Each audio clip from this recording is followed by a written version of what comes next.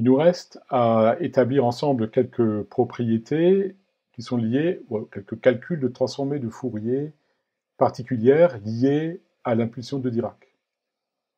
La première égalité que nous allons établir consiste à calculer la transformée de Fourier de l'impulsion de Dirac, TF de delta de t. Pour le coup, c'est relativement simple, parce qu'on a des formules qui agissent sur les intégrales de Dirac, qui sont liées à des impulsions de Dirac. Donc on écrit l'intégrale de Fourier, projection du delta de t sur les exponentielles complexes, et on se souvient que la somme de x de t delta de t dt est égale à x de 0. Donc là, pour le coup, l'intégrale correspond à échantillonner l'exponentielle en t égale 0. Or, exponentielle de 0, ça fait 1. Donc, on établit une première égalité, rapidement, qui a été facile à trouver, selon laquelle tf de delta de t est égal à 1. On a bien compris que c'est 1 fonction constante de la fréquence. Il faudrait écrire en toute rigueur 1 de f, c'est la fonction constante de la fréquence.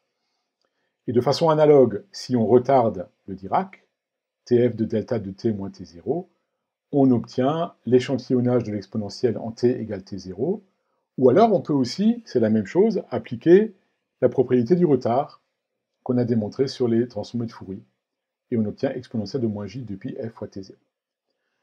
Maintenant, la question est la suivante, est-ce que éventuellement, y aurait-il une forme de dualité entre delta de t et le 1 qui est fonction de la fréquence?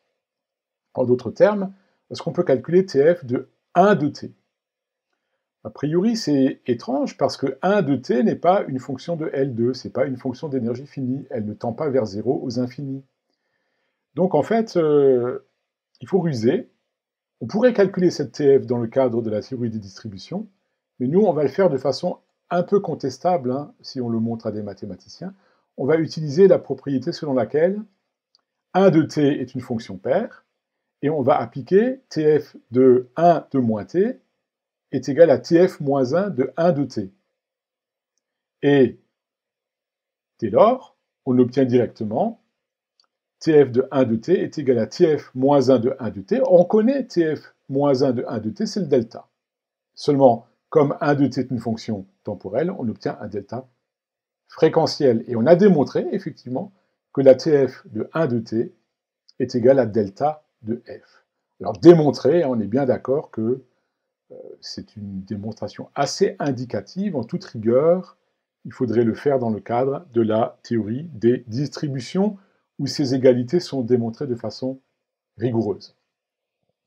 Il nous reste encore deux autres calculs à faire, parce que, disons dans la vraie vie, les fonctions trigo, cosinus et sinus, sont importantes et on les rencontre en permanence en physique et en génie, en ingénierie de façon générale. Donc en fait, on voudrait bien établir TF de cosinus de pi f0 fois t et identiquement TF de sinus de 2pi f0 fois t. Les démonstrations sont toutes simples. Il suffit d'écrire que un cosinus, c'est une somme d'exponentielles, c'est les formules de l'air. Donc exponentielle de j de pi f0 fois t plus exponentielle de moins j de pi f0 fois t, le tout sur 2. Et de façon analogue, on écrira la définition quasi identique pour le sinus. On va se contenter de faire la démonstration pour le cosinus. Et en exercice, vous démontrerez la relation pour le sinus. Alors maintenant, la pointe, l'astuce du calcul consiste à dire que devant ces deux exponentielles, derrière ces deux exponentielles, en fait, il y a la fonction 1 de t. C'est-à-dire que on va considérer que notre x de t, c'est la fonction 1 de t, et que ces exponentielles agissent comme des facteurs modulants. Et on a une propriété qui nous permet de calculer la TF de exponentielle de j de pi f0 fois t fois x de t. Donc sans faire le moindre calcul d'intégrale explicite, on va pouvoir trouver le résultat.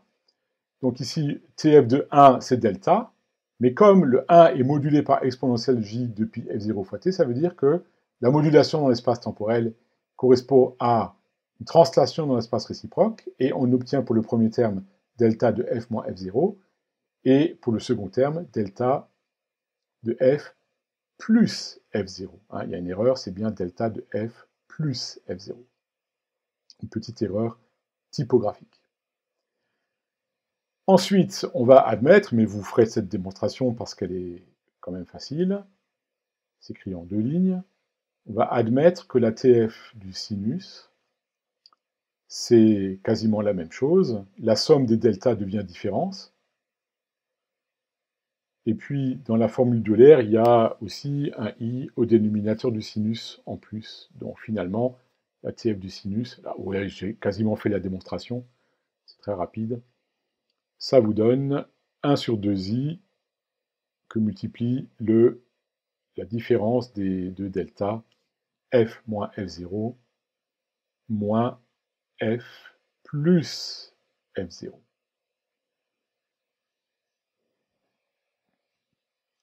On ne les retient pas par cœur, on est capable de les redémontrer en 2 lignes, comme je viens de le faire ici. Alors maintenant, nous allons regarder sous syllabe, nous allons mettre en pratique quelques-unes des propriétés. Alors ici, on va définir un vecteur x, en fait, qui est une porte. C'est-à-dire qu'on va commencer par mettre des 0, ensuite quelques 1, et puis à nouveau des 0.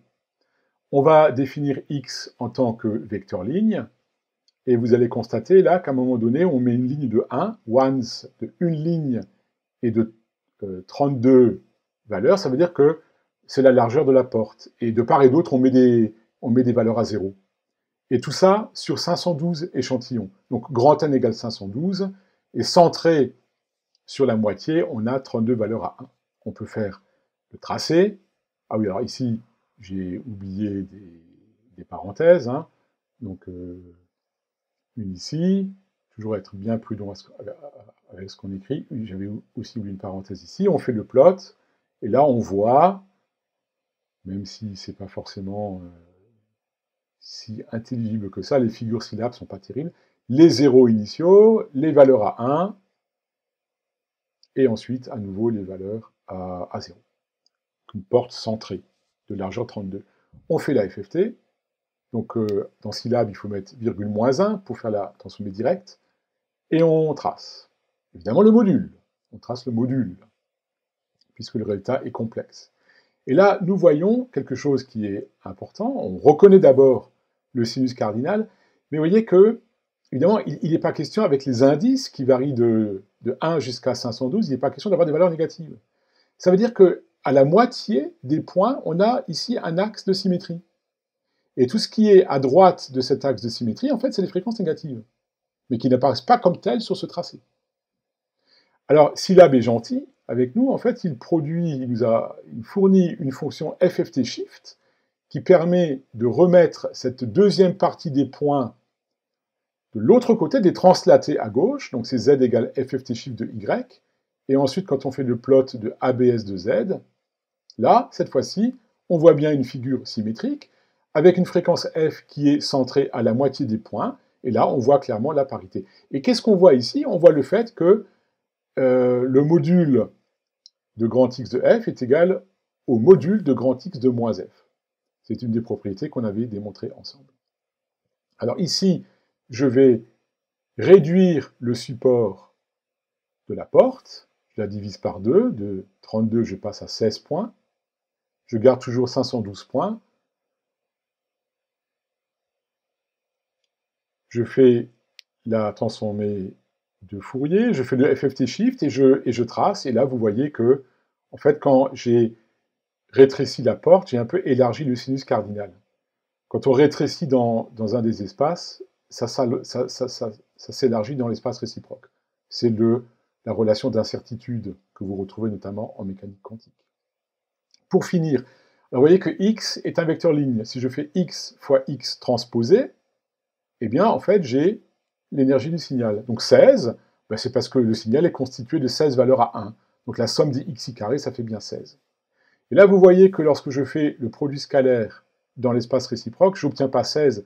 Il n'y a pas de conservation du produit scalaire. En revanche, quand je divise ce résultat par le produit scalaire dans l'espace direct, j'obtiens 512. Ça conforte ou ça démontre expérimentalement le fait que le produit scalaire x scalaire y dans l'espace-temps est égal à 1 sur grand N le produit scalaire dans l'espace fréquentiel, ce fameux grand N qui traîne dans quelques formules.